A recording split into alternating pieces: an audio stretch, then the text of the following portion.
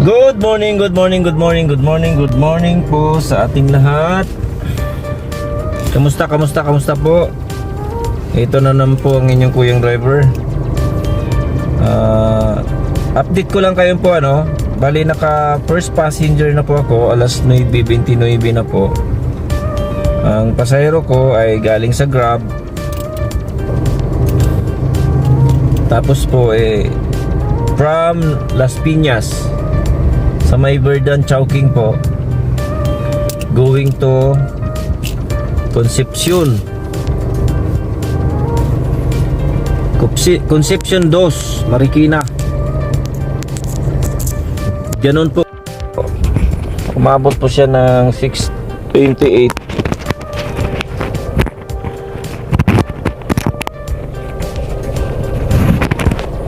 Bali naka 6:28 kasama po yung toll gate na 35. Medyo may kalayuan po. Tapos ngayon po ay andito tayo. Di pa tayo umalis dito sa ating pinaghatiran ng pasahero. Dahil gusto ko po sana na dito na rin maghintay ng booking. Okay guys, kamusta po kayong lahat?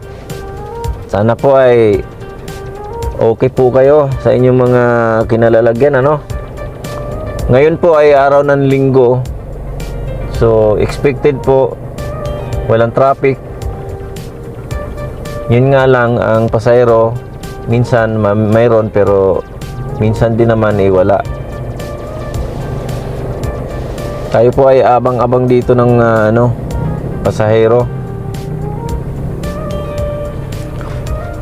Tayo po ay bago umalis nakapag-almusal na po.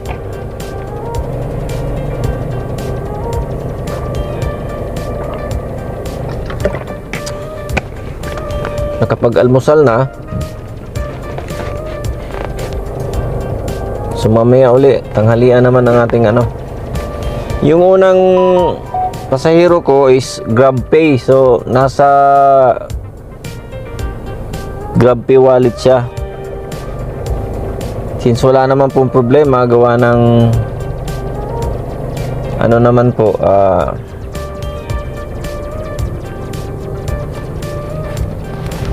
pinag-selfie ako ni Grab.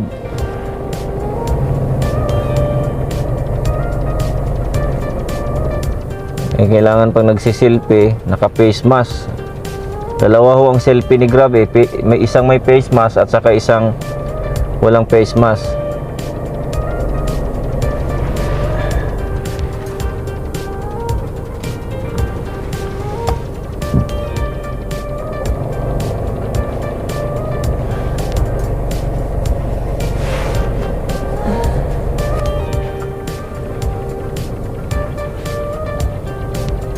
So hintay-hintay po na muna tayo ng booking kasi sayang ho yung takbo natin pag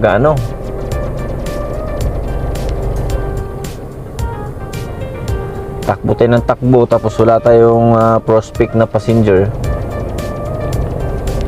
So mas maganda po na tatakbo tayo dahil meron tayong pipick upin na pasahero. Yan po naman po yung gusto ko kay Grab. Minsan nga lang talaga walang pasahero po, madalang yung booking. Pero okay lang po, talagang ganon. Kahit saan ka man po ngayon sa ganitong panahon po, pagkat ganon po talaga ang sitwasyon after ng New Year nila. Halos magtitiis kami niyan ng almost 3 months. Lalakas lang po yung biyahe pagkasweldo. Yan lang po yung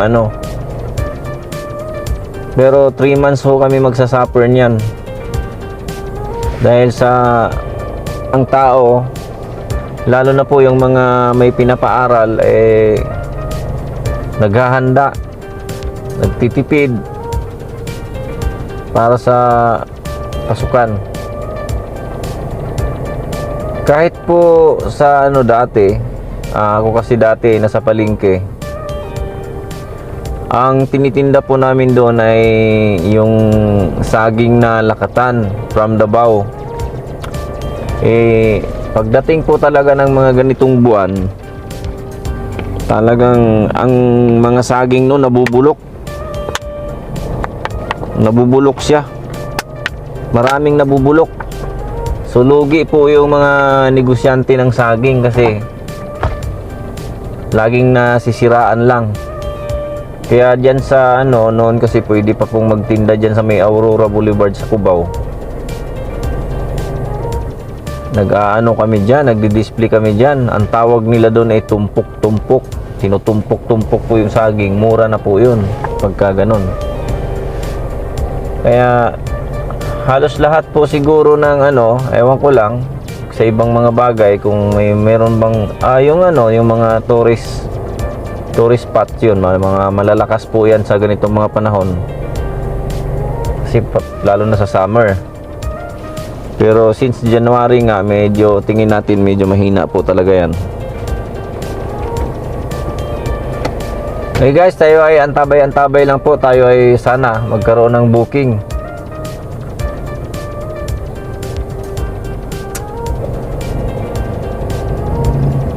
Marikina. Tingnan natin.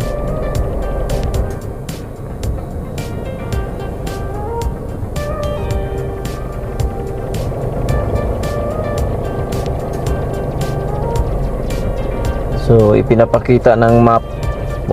Walang nagbo-book dito.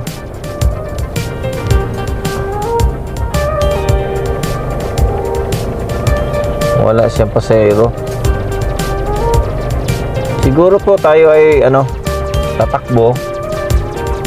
Hanap tayo ng area na medyo makakakita tayo ng maraming possibility magbo-book.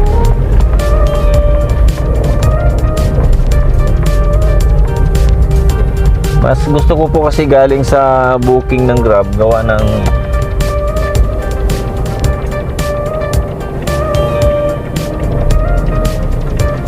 maganda yung tumakbo ka na mayroon ka ng prospect, may pipick upin ka na.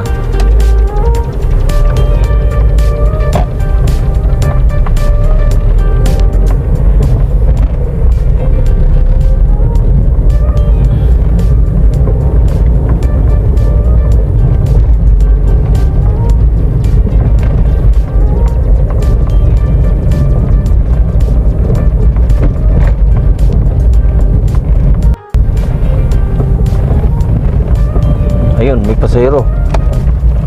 Okay.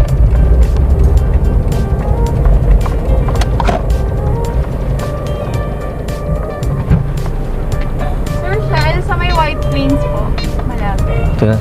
Sige po. White Plains.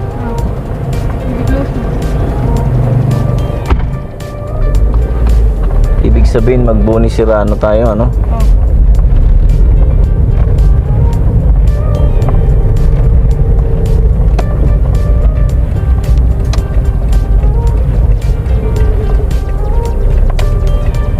Buti na lang talaga umalis ako doon sa tinambayan ko. Tambay ako doon kasi naghihintay ako ng booking sa Grab. Sabi kong tagal parang at saka walang makikita dito sa mapa.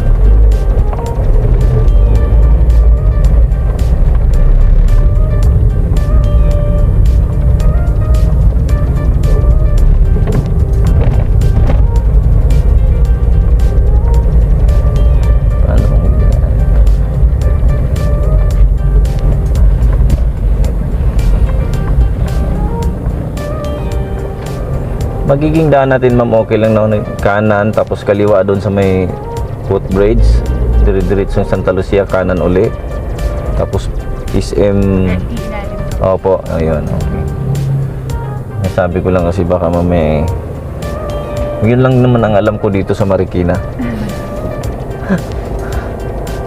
ligaw lang po ako dito. Isipin mo yung pasahero ko po galing Las Piñas.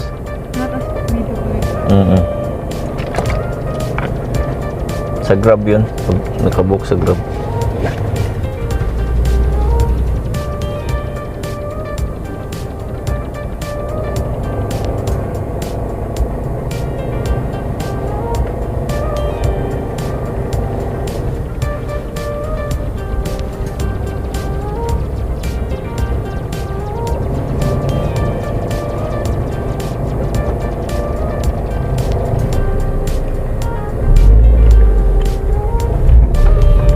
pag regular day ang traffic dito. Kasi linggo na ho ngayon eh, medyo mahaba-haba pa rin eh. Opo, stoplight na may problema dito. Dati hindi po. One way lang po. Parang naging two way. Binago to dati. Yung po naging one way. Ang daan dito Sa kabila. Dapat di na nila binago yun kasi baka pinasara doon. Hindi po ata po kaya. Oo.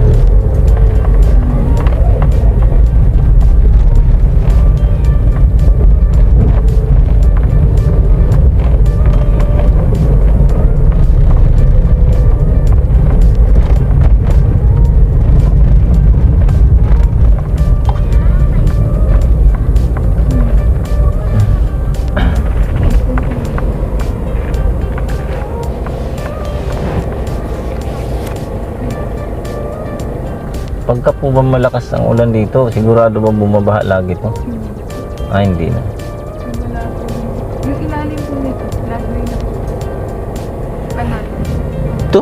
Sinarado po ito mga siguro. Galing ng ano nito. Dati, konting ulan lang po bahala po sa atin. Pero na naging flood. Alam niyo po, minsan pumasok sa isip ko yung idea na yun eh. Kaya sabi ko, bakit hindi gawin yung ganyan doon sa mga lugar na bahain? Kasi, Flood way yung ilalim. opo, kasi po alam niyo po ang bakit ko naiisip yon. Nagagawa nga ho yung flyover, di ba? So napapatibay naman pala. So butasin na lang yung ilalim. Since yun talaga kasi ang kailangan eh, para masolusyonan yung problema sa baha. Kasi kawawa talaga ang mga daan na ano eh. Tingnan mo, pagka may baha, pag may pumara sa amin, pag sinabing ganung lugar, ay hindi kami naghahatid kasi nga ano eh, possible baha eh. So ganun pala yung lugar na yun. Hanggang dito po. Galing. Po yung mayor dito. Opo, nag-iisip talaga siya ng solusyon. Nung napalitan po, naging Sino po bang pumalit? Marcy po. Parang ikalawa, termino niya na to. Sa kanya lang po kami hindi binaha. Galing, no?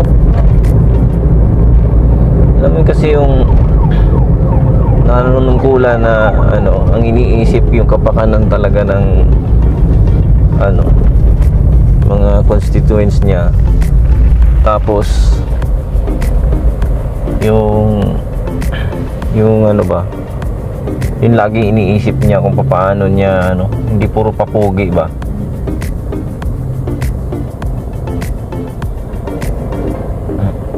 Saka ano eh, na-maintain dito yung kalinisan eh. Oo, kasi kahit saan po talaga dito lagi sustentado rin sa Yan po ang isa sa magandang nakikita sa Marikina, no? Kasi isa po yan sa mini-maintain kahit sino po ang nakaupo. Di ba? hindi naman pinakamahirap tingnan. Kasi po yung ibang mayor, pagka umupo siya, meron siyang bago. Normal naman yun. Pero at least, yung mga magagandang bagay na, diretso na, di ba? Hindi po yan aking gagawa ako ng aking sariling ganun. Pwede naman, pero gagawa ka lang ng sarili mong idea, pero magmananatili yung kalinisan. Di ba?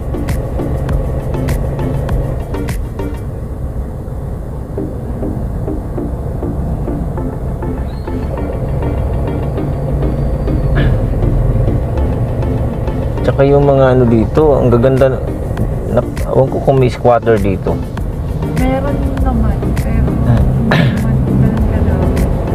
Parang kakaunti nga kasi kahit siguro squatter, baka inaayos na rin yung mga bahay. Saka binibigyan po ng trabaho. Opo. Minsan nga sabi ko sa mga squatter, di nakatayo na sila dyan. May mga bahay. Tapos may mga trabaho. Dapat paganda-gandahin na rin yung mga pagandahin na rin yung mga bahay para hindi naman masakit sa mata tignan. Di ba? Eh, pag sinabing squatter, makikita mo talaga namang Ganun na tagpitak. oo, dapat kasi ang iniisip nila, ay, paalisin naman kami dito kahit na manong malay mo, pag nakitang inaalagaan ninyo yung lugar, ibigay na sa inyo, di ba? Alam mo yun, dapat mayroong konting pamumuhunan na gagawin yung lalo na ngayon si BBM, hindi, kasi concern din niya yan mga pabahay, di ba?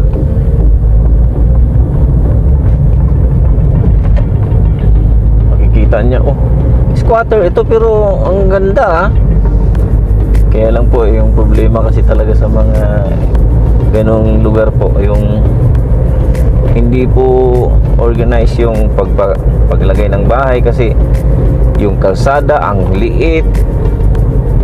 Pag nagkasunog, sunog talaga, hindi mapasok ng bumbero Ayan, isa sa mga problema din kasi naglagay sila ng mga nagtayo-tayo sila ng mga bahay, walang nag-organize, kaya gano'n ang problema. Ang mga kali hindi mapasok-pasok ng mga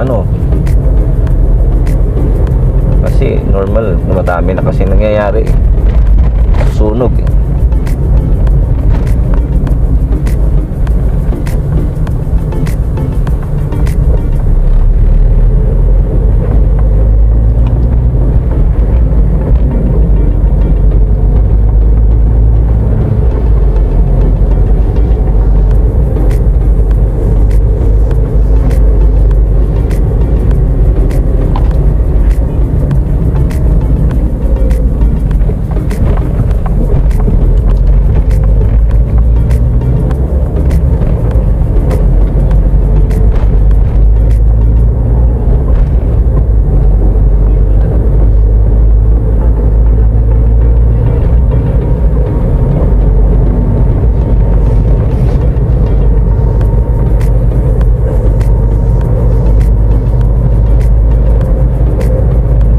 Pag-akit natin ng Boni Serrano, kakaliwa tayo. Going to White Plains ba? Opo, tama. Sige. Yung gasoline station na siya. Bungad lang. Nag-iisang siya na Shell doon sa Kasi yung Petro nandito sa sa along Boni Boni Serrano. Lapit lang yun sa pagkaliwa.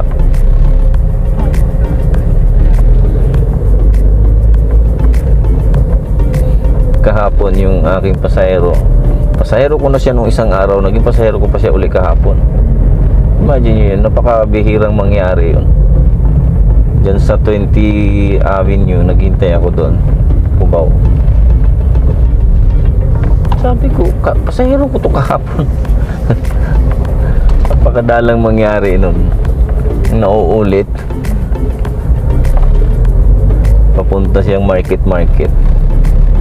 Tawa siya Kuya, ikaw na naman to. Opo, ako to, yung madaldal mong driver. Talaga. Ay hindi kuya, at least madaldal ka. Pero, ano kasi, nagsisyoy kasi ako ng salita ng Diyos eh. Kaya, po, simple. Pag salita ng Diyos based on the Bible, Christian yun. Born again po kayo, baptized. Ano ho ako?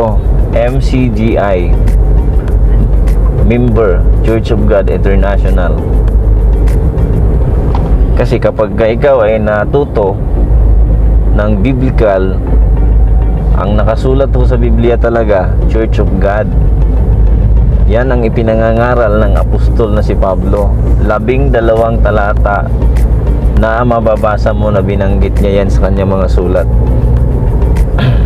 Kaya kami naman natuto kasi ng ganon, biblical basis. Hindi pwede yung galing dito, sarili mo.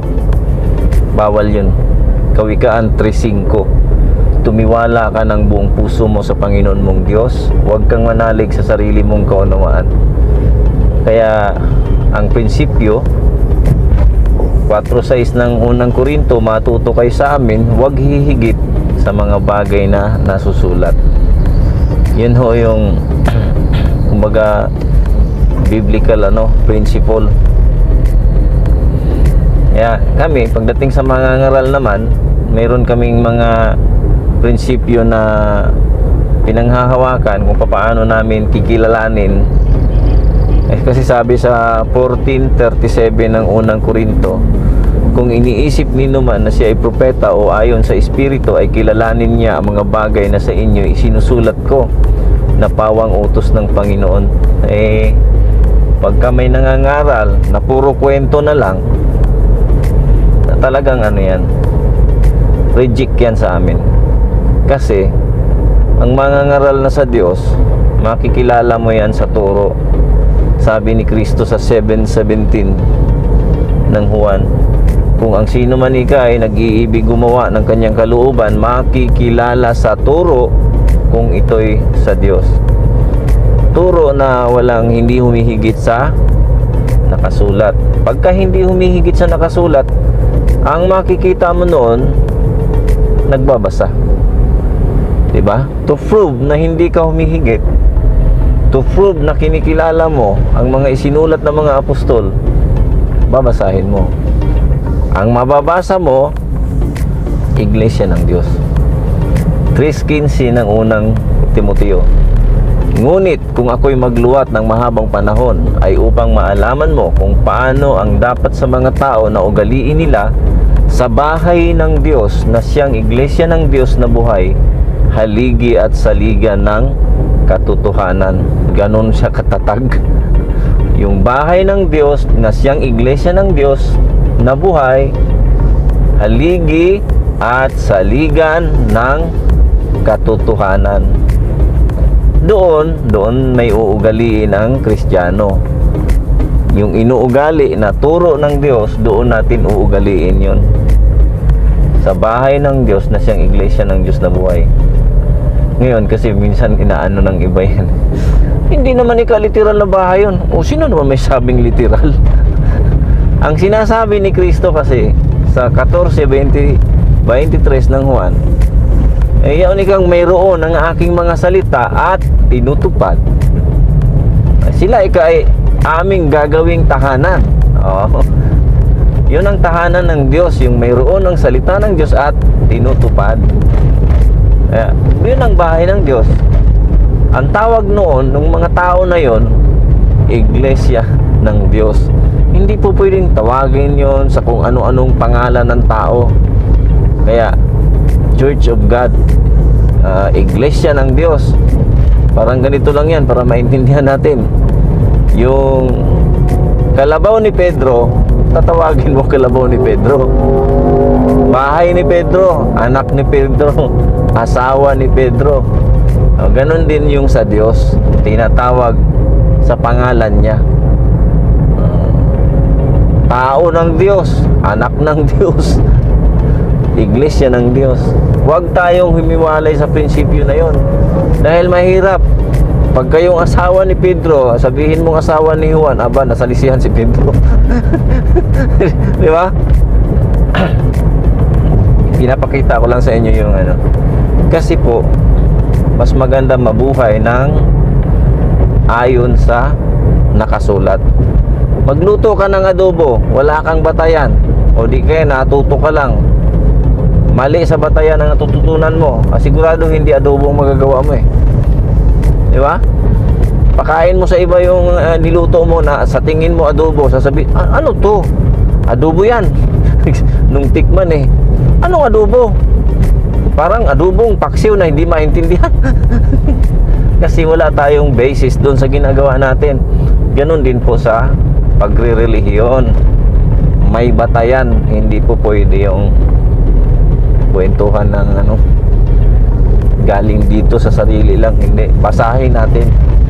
Kasi yun ang sinasabi ng banal na kasulatan eh, matuto kayo sa amin, wag hihigit sa mga bagay na nasusulat.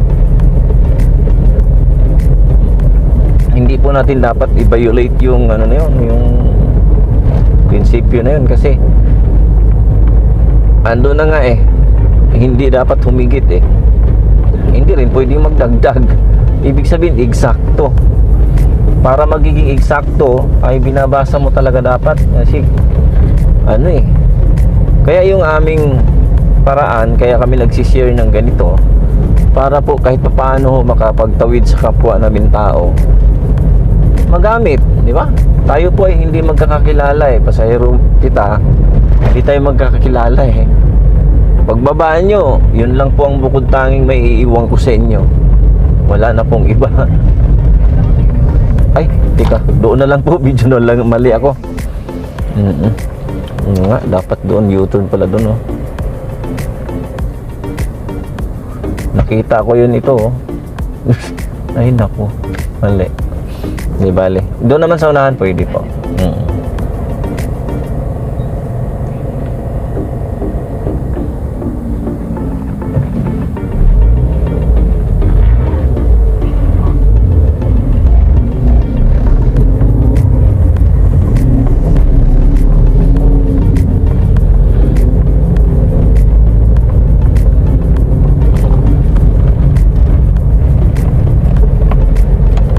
Dito.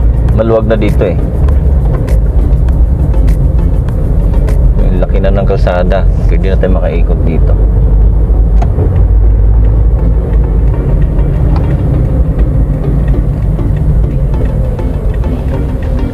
Yun po yung aral, ma'am, tungkol sa ilan lang po yan sa mga aral na makakayag po sa mga ngaral. Kasi po tayo, kasi sabi ni Kristo sa unang Juan 4:1, mga minamahal kong mga kapatid, huwag kayong magsipaniwala sa mga espiritu, kundi inyong subukin ang bawat espiritu kung sila'y sa Diyos. Sapagkat maraming mga bulaang propeta nagsilitaw sa sanlibutan. Kawawa naman po kasi tayo kung maaakay tayo, hindi natin alam na bulaan pala, kasi ang bulaan po gumagamit din po ng Biblia yan eh, para hindi mahalata. Sabi nga ng Biblia sa 11 ng 2 Korinto hindi kataka-taka, kasi si Satanas man nagpapakunwaring anghel ng kaliwanagan eh. Ako man po, sa papaano niyo akong paraan makikilala doon sa sinasabi ko na yun. Yun lang ang pamantayan ninyo, kasi hindi naman tayo magkilala eh. Anong malay nyo kung sinusunod ko yung sinasabi ko? Ang importante, totoo ba ang sinasabi ko? Diba? Sa Shell pa mismo? Kayo po? Okay. Okay, ma'am, maraming salamat po sa Diyos. At pagpaumanhin niya na pamamahan, medyo madaldal talaga driver niyo eh. Ako ay Kristiyano din. Salamat po sa Diyos. At least makatulong po yung mga isinishare ko po sa inyo. Discipleship.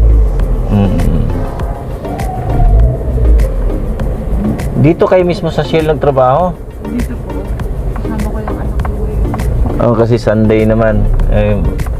Pasyal-pasyal. Sige po, dito na lang siguro muna. Atras na lang ako. May salamat po sa Diyos. Okay na to? Opo, salamat po. Okay, salamat po sa Diyos. So, yun guys, salamat po sa Diyos na tayo ay nabigyan ng chance na tayo ay makapag-share. makapagbahagi. Dito po pala nagtrabaho sila si ma'am. Okay, paalam na po. Salamat po sa Diyos.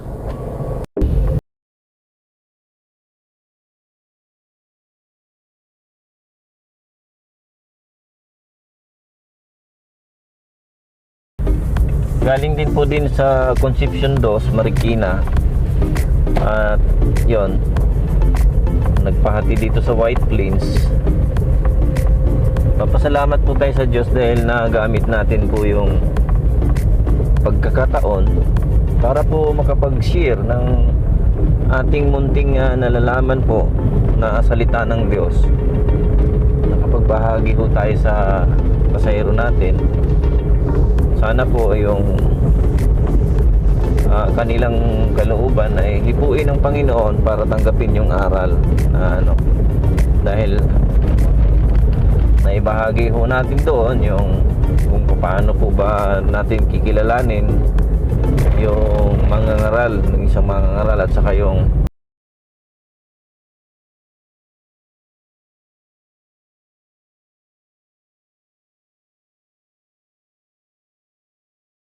na ipakita po din natin na yun po yung mga tao na mayroon ng mga salita ng ating Panginoong Jesucristo at yun ay tinutupad. Yun po yung bahay ng Diyos. Kumbaga sa mga ganong klaseng mga tao, tandaan nyo, gayong klase na mga tao, ibig sabihin hindi po individual ang sinasabi dyan. Lahat po ng mga tumutupad na kung saan mayroon noong mga salita ng Diyos, meaning nakikinig din, gagawin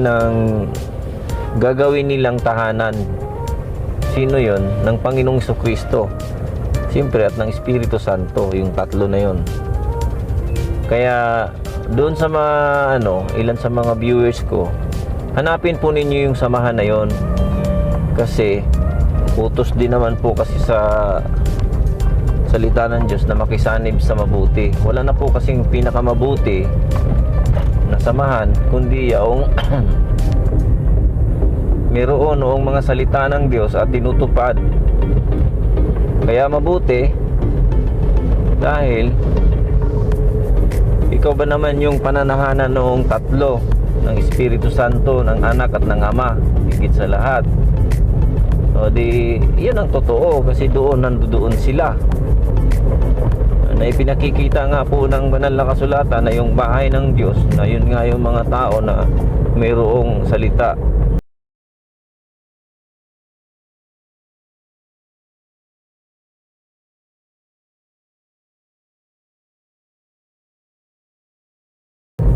Tayo ay inaalisa ng doubt, mga duda, tinatanggal sa atin.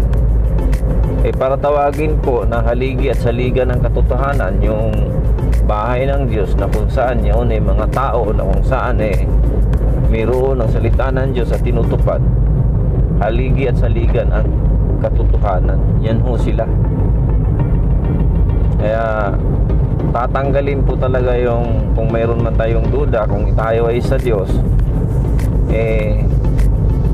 mag-i-stick ka doon sa paniniwala na yun dahil yun ang totoo ayon sa banal na kasulatan, ayon sa salita ng Diyos.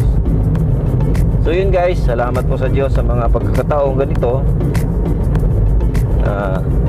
Sa Diyos po ang kapurihan, ang karangalan magpakailanman. Bukod tangi po sa MCGI natin maririnig ang lahat ng mga yan. Doon ko natutunan yan sa pagtuturo po ng Diyos sa aming mga mangangaral. MCGI, Member Church of God International, yan po yung andating daan. Salamat po sa Diyos. Bye bye.